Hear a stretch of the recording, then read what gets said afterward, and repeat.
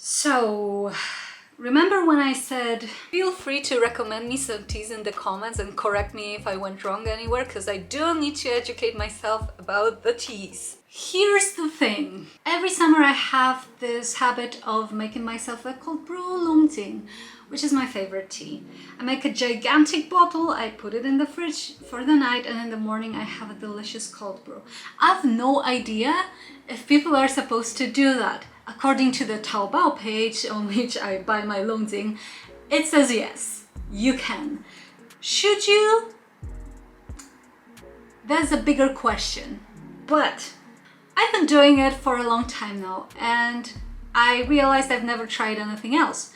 So today we're trying 11 different kinds of tea to find out the best one. Okay, I should probably start by saying that I don't know much about the teas, which I know my professors would be very disappointed in me right now. So as I told you before in this video right here, there are those sets of teas that you can buy on Taobao, and that is a perfect gift for virtually anyone. I bought me one of those sets. Well, you can buy one for like 20 kwai and this one was 50. So let's say mid-tier. I did not expect it to be super fancy, but then when I went online to check on what these teas are, it turns out they are actually quite fancy.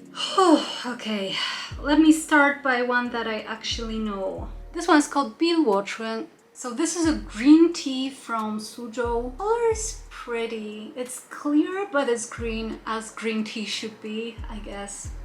Aha!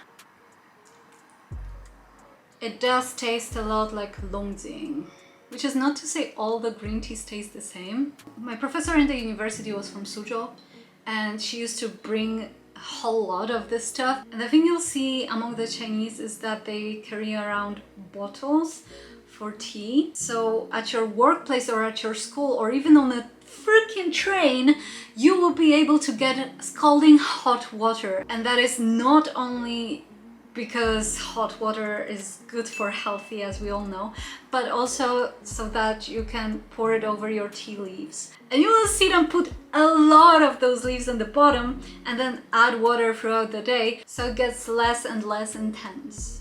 Okay, really like this one. So let's change it up a bit now. This one is called Da Hong Pao.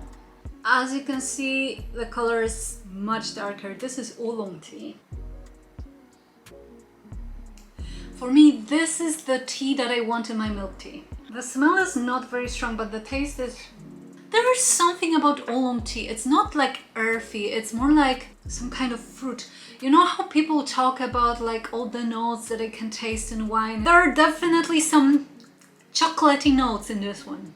It's not sweet, but it reminds me of something. We have more oolongs to go through today, so we'll find out what it is. Okay, Da Hong Pao, really good. Really good. I really like this one. It's supposed to be a fancy oolong, this one. Supposedly. I don't know if I should trust the internet. This one is called Jinjuanmei. I realized there are stickers on this jar, and I'm sorry, I had to use all the jars that I have at home for this. So this is a black tea.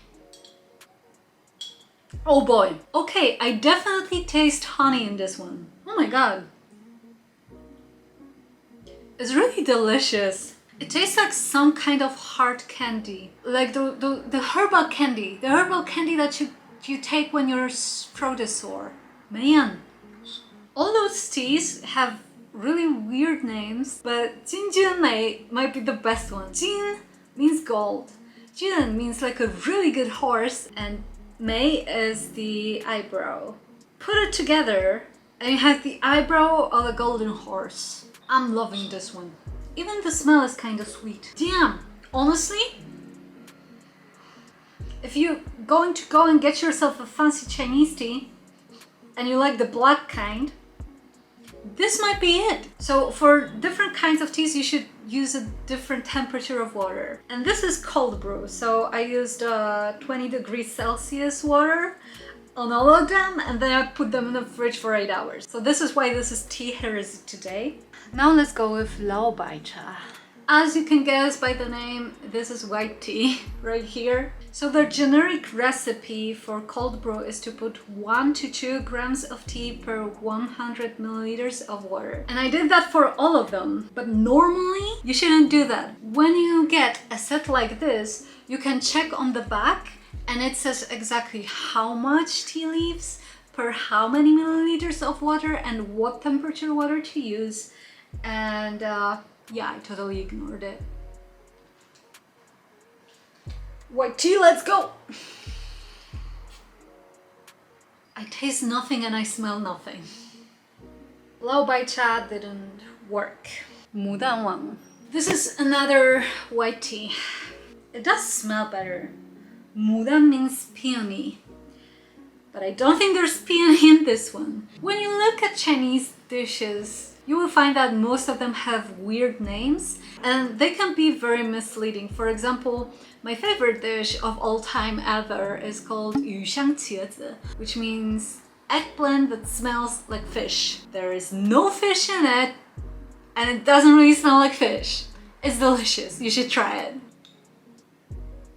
Okay, this is light years away from Lao Bai Cha. It's a perfect example that all the white teas, as well as all the green teas, all the black teas, they don't all taste the same. It almost tastes like grass, it's very fresh. It does smell like flowers, it tastes like spring, it tastes like rain. It's very refreshing. I will leave a sip for later. Next up we have Tie Guanyin. This is another oolong tea. And I have two here because after I received the parcel I realized that one of them says regular and one of them says strong. So we'll see how that goes. Oh, the regular one is already pretty freaking strong. This might be a good one for milk tea as well. I believe I tried the Tie Guanyin in Cao Cao before and it was pretty good. If you ever go for hot pot, you should totally try Cao Cao. Actually, you don't even have to order hot pot to get the tea. You can go to like a little window that they have there and just ask for the tea and get it to go and leave. My point is their milk tea is delicious and it's only natural because they're a Taiwanese chain. When choosing milk tea, you should always go for places that tell you exactly which tea they are using. And I know Cao Cao does that, I know Yidian does that, and also Bawang Chaji does that. They just opened in Shanghai and I'm very excited to go. I tried theirs when I was in Chengdu, but the lines were like gigantic. I ended up waiting for my milk tea for hours. I am not kidding you. I had to go back hours later to get my tea. And I did because it's delicious. Forgot about the strong one. Okay. So when I found out they put in 2 Tie Guanyins, I thought I was scammed for sure. But the taste is totally different. The strong one is more leafy. And here's the thing, Tie means iron. And I swear I can feel like a metallic taste. Maybe it's my straw actually. Nope, still there. It's kind of like a lingering sensation on the tongue, you know? Between these ones, I think I would go for the regular one. Tie Guanyin is a strong maybe. Let's go for pu'er cha next. This one is supposedly the one that speeds up your digestion. And I know this because in my first work, one of my coworkers offered me tea. What she had was pu'er. She was explaining to me what it is and she asked me if I want some and I said, yeah, sure, why not? And she looked me dead in the eye and she was like, you will shit yourself.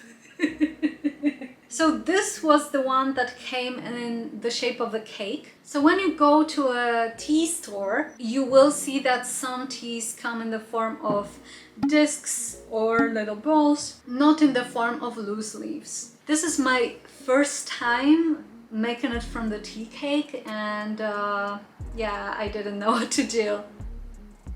So it tastes a bit like fish and somehow also like the inside of my grandpa's car. This evokes very strong memories because it tastes a bit like tobacco smells, you know? So this is a no. Here we have a guoxiang rougui. So this is another oolong. And it falls under the category that I just told you about. The name is nothing. It would suggest that there's cinnamon in there, but there is no cinnamon. But it smells very much like cinnamon. Oh, so this one is a bit like 铁观音. It's also a bit like Mr. Muscle, the one for cleaning your windows. There is a kind of citrusy sensation to it, but again, the name suggests that it smells like fruit, which it doesn't. It smells like cinnamon. But then you try it and it tastes like fruit. Bitter citrus. Grapefruit? Oolong Naicha is my favorite Naicha, and now I'm thinking I never wondered which oolong is the Oolong Naicha, but it's probably 铁观音 because it's the most popular one. I know that I just said it tastes like detergent, but I really like it. So here's a 整山小众. Another black tea. And black tea is the most popular tea in the world. Did you know that? The tea that Slavic people drink, the teas that we buy in the tea bags and we put like 3 tea bags in a cup because that's how hardcore we are, that's black tea. Okay, there is something with black teas that makes me think of candy. This one is not as sweet as Jingjuanmei. It is more smoky. Compared to Jingjuanmei, there is no candy in this one. But when you just consider this by itself, there is candy. I swear there's candy in it. In the cold brew tea category, this is quite okay, but compared to the other black tea that I just had, it's not that great. So thank you for participation. And the last one. You guessed it. It's Longjing. I couldn't do a comprehensive comparison of teas without Longjing.